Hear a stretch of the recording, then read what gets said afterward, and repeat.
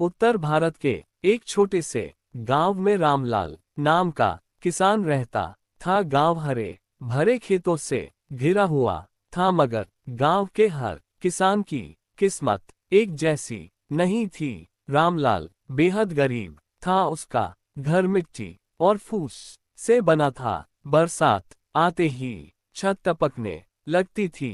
रामलाल अपनी पत्नी गंगा और 2 बच्चों सोनू और गुड्डी के साथ दिन गुजारता था। गरीबी ने उनके जीवन को जकड़ रखा था। उनके पास खेती के लिए बस 2 बीघा जमीन थी और एक बूढ़ा बैल। सुबह होते ही मुर्गे की बांग सुनाई देती। गंगा घर के आंगन में चूल्हा जलाती, बच्चों को नाश्ते के लिए रोटियां सेंकती। रामलाल बैल की रस्सी लेकर खेत की ओर निकल पड़ता। रास्ते भर वह सोचता, अगर इस बार फसल अच्छी हो जाए तो बच्चों की पढ़ाई का खर्च निकाल लूं। मगर हर बार की तरह आसमान में बादल देखकर उसके दिल में डर बैठ जाता। खेत सूखे पड़े थे, नहर का पानी महीनों से नहीं आया था। रामलाल अपनी टूटी फूटी हल से मिट्टी जोतता। बैल थक कर रुक जाता तो वह खुद बैल के साथ रस्सी पकड़कर खींचने लगता। पास के खेत में बड़े जमींदारों के ट्रैक्टर और मजदूर काम करते थे। उन्हें देखकर रामलाल की आंखों में आंसू आ जाते। रामलाल हफ्ते में एक बार गांव के बाजार जाता। वहां उससे समझ आता कि गरीबी सिर्फ उसी की नहीं, कई किसानों की कहानी है। वह बीज खरीदने गया। दुकानदार ने कहा, रामलाल पैसा दो तभी मिलेगा, उधार अब नहीं। बेबस किसान ने अपनी पत्नी की चांदी की पायल बेचकर बीज खरीदे। सोनू गांव के स्कूल में पढ़ता था। मास्टर जी ने उससे पूछा, बेटा बड़े होकर क्या बनोगे? सोनू ने मुस्कराकर कहा, मैं बड़ा होकर बड़ा किसान बनूंगा, पिताजी की तरह परेशान नहीं रहूंगा। रामलाल ये सुनकर गर्व और पीड़ा दोनों महसूस करता। फसल बोई गई, मगर अचानक तेज आंधी और बारिश आए। धान की पौधियां बिछ गई। रामलाल छाती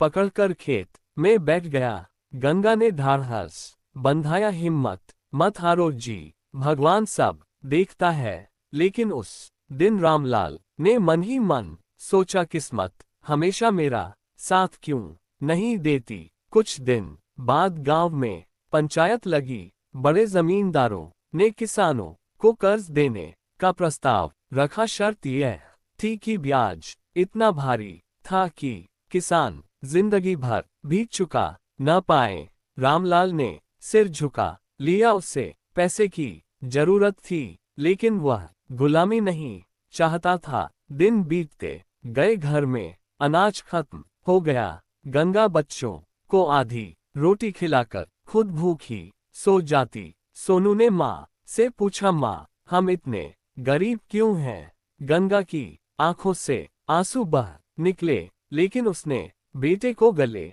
से लगाकर कहा, बेटा मेहनत करने वालों को भगवान कभी खाली हाथ नहीं छोड़ता। एक दिन गांव में सरकारी अधिकारी आया। उसने बताया कि सरकार ने किसानों के लिए मुफ्त बीज और खाद योजना निकाली है।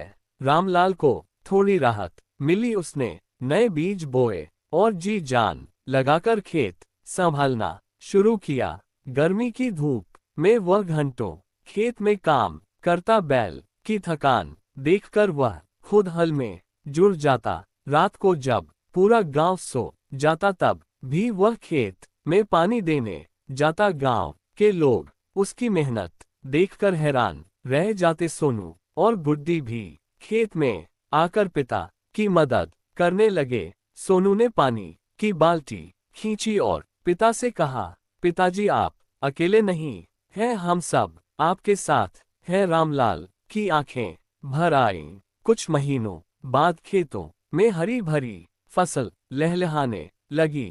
धान की बालियां झुककर सुनहरी हो उठी। रामलाल ने आसमान की ओर हाथ जोड़ दिए, धन्यवाद भगवान, मेरी मेहनत रंग लाई गांव में खुशियों का माहौल था। रामलाल और उसका परिवार गीत गाते हुए फसल काट रहे थे।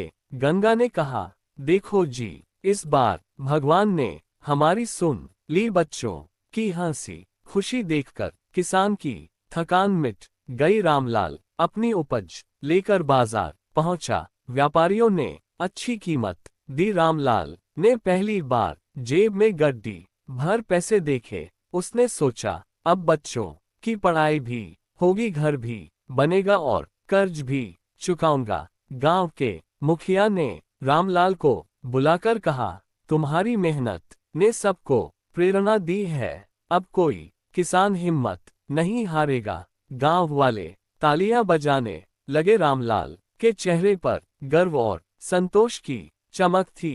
रामलाल ने मिट्टी का पुराना घर ठीक कराया, बच्चों को किताबें और स्कूल की नई ड्रेस दिलाए। गंगा ने पहली बार बच्चों को भरपेट खाना खिलाकर मुस्कान बिखेरी। रामलाल ने आसमान की ओर देखते हुए कहा, गरीब किसान भी अगर हिम्मत न हारे तो किस्मत उसके कदम चूम लेती है। मेहनत कभी व्यर्थ नहीं जाती। गांव के लोग उसे आदर्श मानने लगे और उसकी कहानी हर किसान के लिए मिसाल बन गई।